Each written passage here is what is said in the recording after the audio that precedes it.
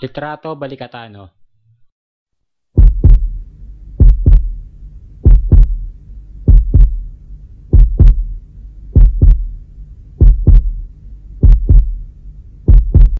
It is not a walk in a park. Parang, ano bang lakad sa park?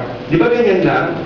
Ganyan lang na parang saya ka, easy, hindi yan mga minamahal.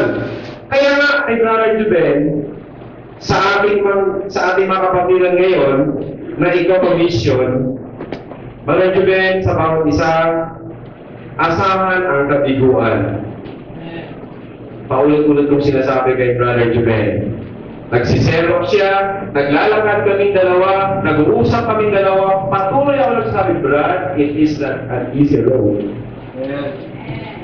To be a pastor is a privilege. To be a pastor is a blessing.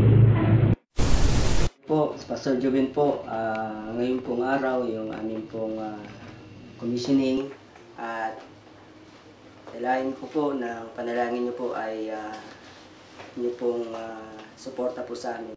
Dalangin po namin, suporta niyo po ay niyo pong bigay po. So, sana po ay suportahan niyo po ang gawain po sa Romblon at ang panalangin po at marami pong pangangailangan po.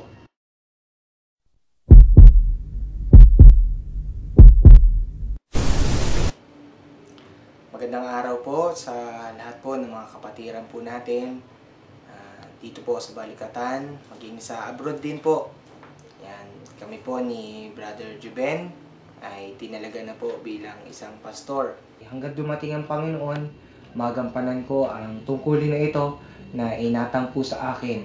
At sa lahat po na nandyan po sa ibang bansa, maraming salamat po.